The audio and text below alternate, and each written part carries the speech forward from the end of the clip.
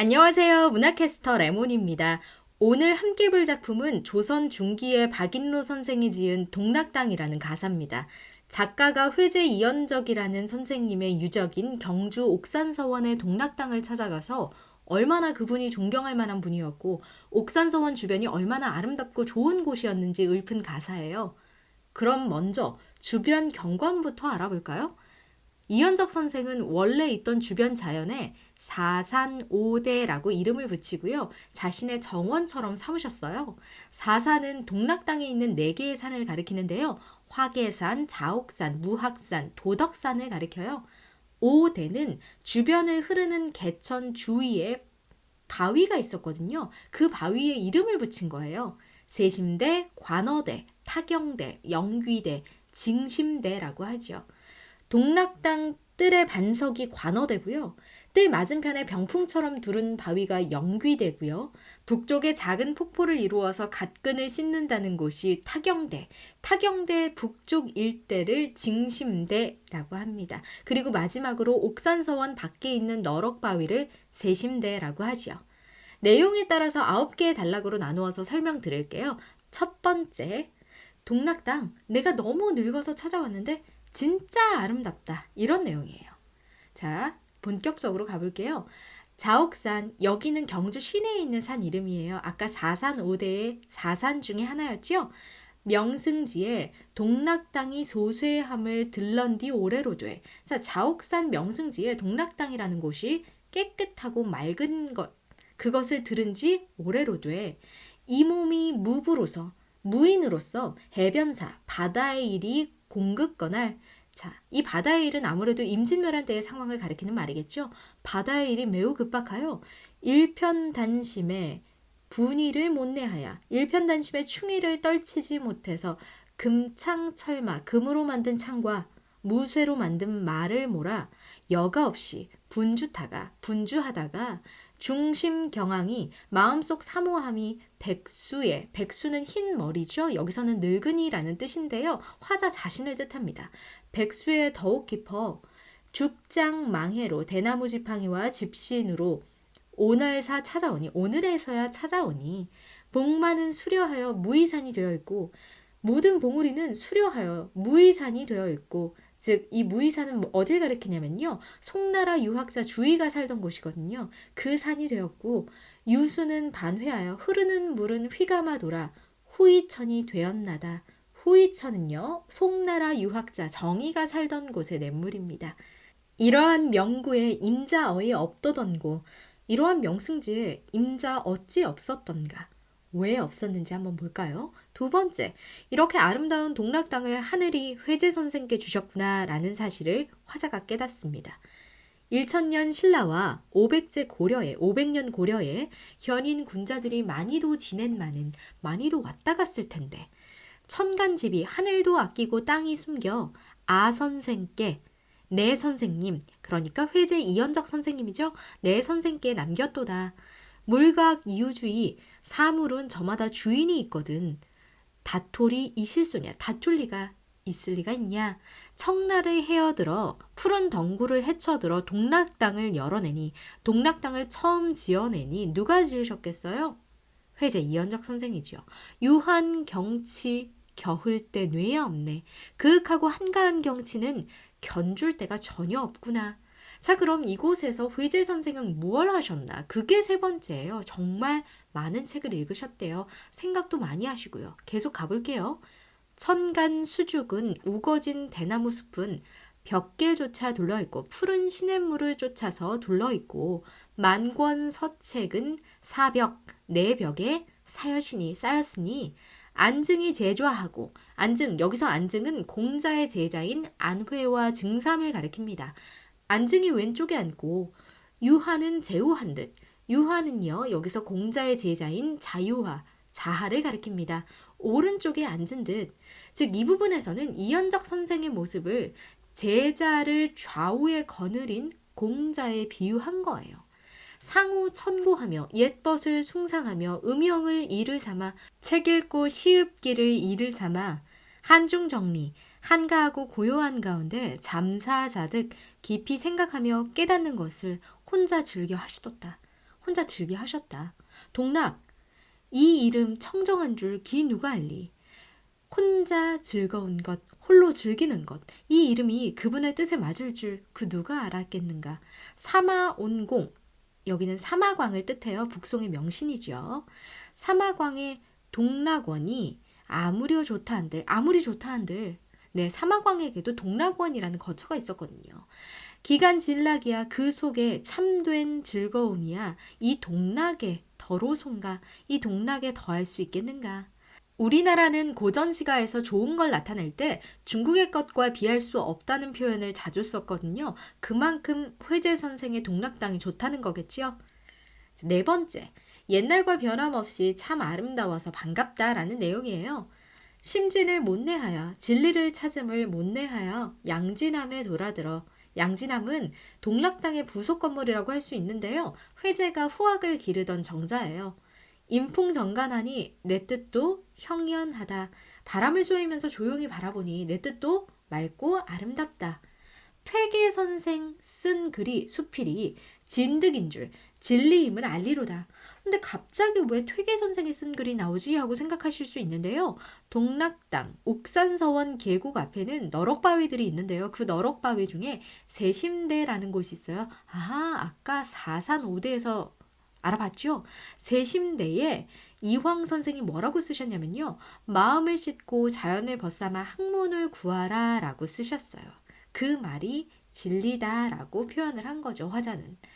관어대 내려오니 깔은 듯한 반석에 깔아놓은 듯한 반석 위에 장구훈이 보이는 듯 지팡이와 신발 자국이 보이는 듯 했어요. 여기서 관어대는 위에서 말한 5대 중에 하나였는데요. 아까 말씀드린 세심대하고 함께 영귀대, 관어대, 타경대, 징심대까지 옥계천 주변에 있는 바위들을 가리키는 말이에요. 다시 한번 정리했어요. 그곳에 신발 자국과 지팡이가 보인다는 건 그만큼 그곳을 많이 산책하셨다라는 뜻이겠지요. 수제 장송은 옛빛을 띄었으니 손수 심은 큰 소나무는 옛빛을 띄었으니 의연 물색이 기 더욱 반가울사. 옛날과 변함없는 그 경치가 더욱 반갑구나. 신청 기상하여 정신이 맑아 질환실에 든 듯하다. 지초와 난초가 있는 방에 들어온 것처럼 향기롭구나. 자, 이제 5번째예요. 본격적으로 훌륭한 사업을 펼치신 회재 선생님을 머릿속으로 그리기 시작합니다. 다소 고적을 보며 많고 적은 옛 책을 뒤져보며 문득 생각하니 층암절벽은 운무병이 절로 돼야. 층암절벽은 운무병풍이 절로 되어. 여기서 운무는 화강암이거든요. 그냥 쉽게 화강암이라고 생각하시면 돼요. 그러니까 돌로 만든 병풍이니까 바위병풍이라고 할 수 있겠죠. 은유법입니다. 용면 묘수로 그린 듯이 버려있고 송나라의 유명한 화가인 이공린의 뛰어난 솜씨를 용면 묘수라고 하거든요. 그분의 솜씨로 그린 것처럼 보이고 백척징담에 깊고 맑은 못에 천광 운영이 어뢰어 잠겨시니 하늘의 빛과 구름의 그림자가 어리어 잠겨 있으니 광풍 제월이 부는 듯 바세는 듯 비온 뒤에 부는 바람과 밝은 달이 부는 듯 비치는 듯 연비 어약을 말없은 벗을 삼아 하늘에서 나는 솔개와 연못에서 노는 물고기를 말없는 벗으로 삼아 침잠 완색하여 고요히 마음을 가라앉혀 깊이 생각해서 성현사업 하시었다. 성현사업이라는 건 학문을 닦고 덕을 쌓는 일을 가리킵니다. 성현사업을 하셨대요. 누가요? 회재 이연적 선생님이요. 청계를 빗기 건너 맑은 시내를 비스듬히 건너서 조기도 완연하시야. 낚시터도 완연하구나. 문노라 백구들아 네 일을 안 하산다. 문노라 갈매기들아 말을 직접 건넸죠. 그쵸? 자연 친하네요. 자연물에 직접 말을 건네잖아요. 옛 일을 내가 알리라. 엄자릉이 어느 해에 한나라 조정 한실로 간단 말인가. 태심기상에 모연만 잠겼어라. 이끼 낀 물가 모래 위에 연기만 잠겼구나. 이런 말이 왜 나왔냐면요. 엄자릉은 같이 공부하면서 지냈던 사람이 있었는데요. 그 사람이 나중에 한나라 광무제, 황제가 됐어요. 그러자 이름을 바꾸고 숨어 살기 시작했어요. 그래서 은둔지사로 유명하지요. 그런데 광무제가 계속 엄자릉을 찾아내서 조정으로 불렀어요. 그런데 계속 거절하면서 오지 않다가 3번을 청한 뒤에야 겨우 한나라 조정으로 나왔대요. 뭐 광무제는 엄자릉의 오랜 친구이기도 하니까 조정에 머물러 있기를 권하기는 했지만 엄자릉이 원치 않았다고 합니다. 엄자릉처럼 회제 이연적 선생도 살림에 묻혀서 제자를 키워냈으니 이런 말이 나온 거겠지요. 자, 6번째. 박인로 선생은 이제 경치를 둘러보면서 세상을 개탄합니다. 이 세상 불쌍하다. 왜죠? 누가 안 계시니까요. 회제 이연적 선생이 이제 안 계시거든요. 자, 춘복을 새로 입고 영귀대에 올라오니 봄옷을 새로 입고 영귀대에 올라오니 여경은 그 경치는 고금 없어 예나 지금이나 청홍이 절로하니 청홍이 절로 난다. 풍호영 이귀를 오늘 다시 본 듯하다. 바람을 쐬고 읊조리며 돌아오는 풍류를 오늘 다시 본 듯하구나. 계절감 여기서 느끼실 수 있겠죠? 대하연당에 새우 잠깐 지나가니 높은 언덕 아래 연꽃이 핀 못에 가랑비가 잠깐 지나갔어요. 벼곡 같은 넓은 잎에 푸른 구슬 같은 넓은 잎에 흩채 나니 명주로다. 흩어지는 것이 고운 구슬이로구나. 이러한 천경을 보엄득도 하다마는 이러한 푸른 경치를 보는 것도 많지만은 염계가 가신 후에는 몇몇 해를 지낸게요 하고 묻습니다. 자, 염계는 여기서 송나라 학자 주돈이의 호예요. 의구 청향이 다만 혼자 남았구나. 그 옛날의 맑은 향기가 다만 여기 남았구나. 누구는 떠났는데요? 주돈이는 떠났는데요. 자연이 빗긴 아래 폭포를 멀리 보니 자줏빛 안개 빗긴 아래 폭포를 멀리 보니 단위의 높은 끝에 낭떠러지 높은 끝에 긴 시내가 걸렸는 듯. 시내가 벽에 걸렸대요? 절벽에 걸렸대요? 이거 뭐죠? 폭포죠. 향로봉 그 어디요? 향로봉은 여산에 있는 이 중국 여산이에요. 중국 여산에 있는 이름난 봉우리 중에 하나예요. 향로봉이 그 어딘가? 여산이 예로던가? 여산 아까 말씀드렸죠. 중국 강서성에 있는 명산입니다. 여산이 여기던가. 그만큼 이곳의 경치가 아름답다라는 말이죠.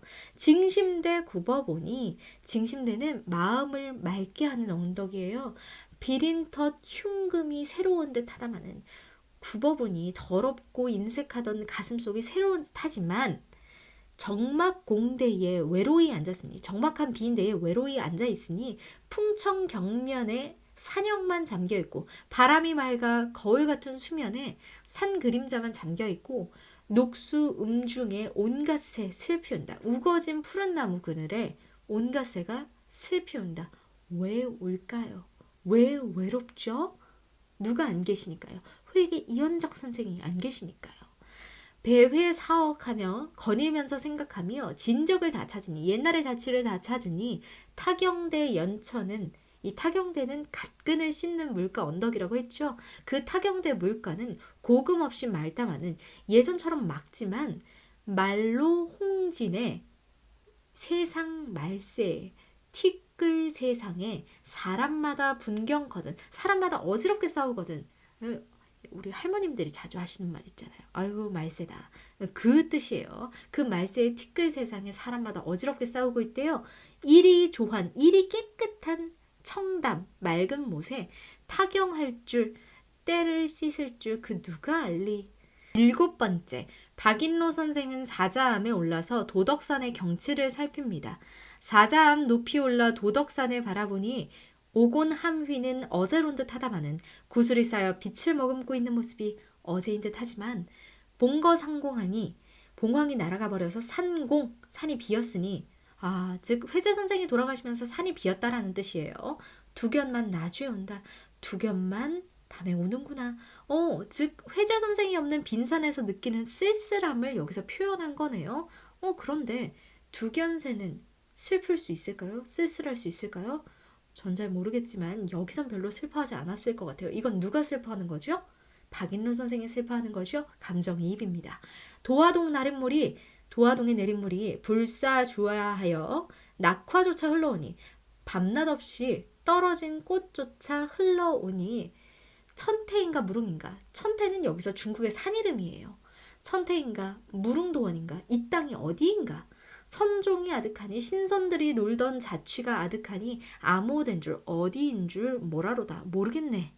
인자도 아닌 몸이 이치를 통달한 사람도 아닌 몸이 내가 무슨 이인들 무슨 이치인들 알랴마는 요상망귀하여 기암을 다시 비겨 산이 좋아 기이한 바위를 다시 의지하여 천원 원근의 시냇가의 경치를 살펴보니 만자천홍은 만가지 보랏빛 천가지 붉은 빛은 비단빛이 되어 있고 중회군방은 곡풍에 날려오고 여러 가지 풀과 향기로운 꽃은 골바람에 날려오고 산사종성은 구름 밖에 들리나다. 산사의 종소리는 구름 밖에서 들리는구나. 굉장히 환상적으로 묘사하고 있죠. 이러한 모습을 범희문의 문필인들 다 써내기 쉬울런가. 여기서 범희문은 송나라의 문필가예요.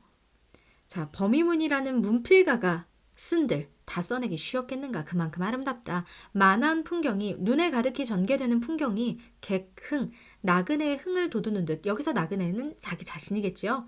임의 소요하여 짐즉 더디 돌아오니 여기저기 거닐어서 일부러 천천히 돌아오니 거목 서잠에 석양이 거의로다. 눈에 뜨이는 서산 봉우리에 저녁 해가 거의 지네.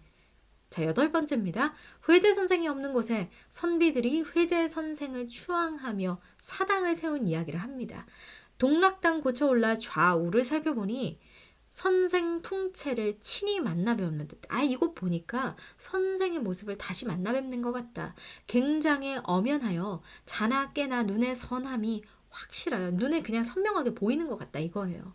부왕 탄식하며 아래를 굽어보고 위를 우러러보며 탄식하며 당시 하시던 일 다시금 사상하니 그때 하시던 일을 내가 다시 지금 생각하니까 명창정괴에 세려를 잊으시고 밝은 창과 고요한 책상에서 세상 일에 관한 근심을 잊으시고 성현서에 착의하여 성현의 책에 뜻을 두어 공부를 이뤄내어 개왕계례하여 성현에게 배우고 후인을 가르침에 오도를 우리나라의 도를 밝히시니 오동방 악지군자는 우리 동방에 덕 있는 선비는 다만 인가여기노라. 다만 그대인가 여기노라. 하물며 효제를 본을 삼고 하물며 효도와 화목함을 근본으로 삼고 충성을 베풀어내어 성조에 나아들러 조정에 나아가 직설의 몸이 되어 여기서 직설은 후직과 설입니다. 이 후직과 설은 순임금의 유명한 신하들을 가리키죠. 그러니까 충직한 신하겠죠. 후직과 설의 몸이 되어 당우 성시를 이룰까 바라다가 요순의 태평시대를 이룰까 바라다가 시운이 불행하여 충현을 원척하니 충성스럽고 현명함을 멀리 물리치니 자 충성스럽고 현명한 사람 누구였겠어요? 회제 이현적 선생님이셨겠죠. 그런데 시대가 불운해서 그 뜻을 받아들일 사람들이 없었던 거죠. 듣느니 보느니 깊은 산 속 심산궁곡엔들 뉘 아니 비감하리 누가 아니 슬퍼하리 7년 장사의 불견천이라고 7년 동안 긴 귀양살이에 하늘해를 보지를 못했대요. 폐문 심성하여 도덕만 닦으시니 문 닫고 깊이 반성하여 도덕만 닦으시니 사불승정이라 바르지 못한 것이 바른 것을 이기지 못하니 공론이 절로 이뤄 존숭 도덕을 사람마다 할 줄 알아 도덕을 숭상할 줄을 사람들이 알기 때문에 강계는 적소로되 이 강계가 회제 이현적 선생께서 귀양하던 곳이에요. 그러니까 귀양지죠. 평안북도 강계군을 가리켜서 여기서 강계라고 나오는 겁니다. 유화를 못 내이죠. 끼쳐놓은 교화를 못 내이죠. 거기서 얼마나 잘 행동을 하셨으면 그곳 사람들이 이분을 잊지를 못해서 궁항전력에 사후조차 세워시니 이 공벽한 시골에 사당을 세웠답니다. 사림 추앙해야 더욱 일러 무사마리 선비들의 추앙이야 더욱 말해서 무엇하겠는가 다들 추앙하고 있다 이런 뜻이죠. 실제로 회제 선생을 추앙하기 위해서 귀양지였던 강계군의 경현서원이라는 곳이 세워졌다고 합니다. 자 마지막이에요. 동락당에 다시 오른 박인로 선생은 회제 선생을 온 마음으로 추앙합니다. 여기서부터는 옥산서원 안의 지도를 함께 봐주세요. 자옥 천석 위에 서원을 지어두고 자옥산의 자연 경치 위에 서원을 짓습니다. 제제청금이 제주 많은 선비들이 현송성을 이으시니 검은 거를 타고 글 읽는 소리를 이었으니 여기서 후학을 양성하셨죠. 염락군현이 이 땅에 왜 왔는 듯. 자, 많은 어진 선비들이 이 땅에 다 모인 듯 고인당 돌아올라 체인묘도 엄숙할세. 체인묘도 엄숙하다.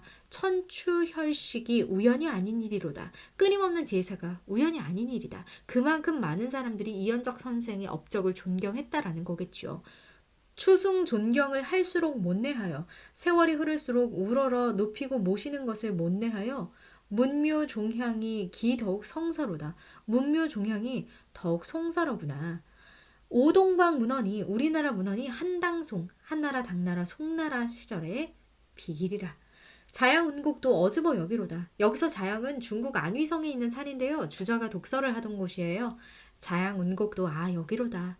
세심대 날인 물에 덕택이 이어 흘러 세심대 내린 물에 베풀어준 은혜가 이어 흘러서 용추 깊은 곳에 신물조차 잠겼으니 용이 잠겨있는 듯한 그 깊은 연못 깊은 곳에 신물 신성한 무언가 존재조차 잠겼으니 천공조화가 기더욱 기이코야. 조물주의 오묘한 솜씨가 그더욱 기이하여 무변 진경을 다 찾기 어려울세. 끝없는 경치를 다 찾기 어려우니 낙이 망반하여 즐거움에 취해 돌아감도 잊어 수노를 업류하며 열흘이나 한 달 동안 머물며 고루한 이 몸에 정성을 성경을 너비하여 공경함을 넓게 하여 선생 문집을 자세히 살펴보니 천원 만어 천마디 만마디가 다 성현의 말씀이라. 다 성현의 말씀이구나.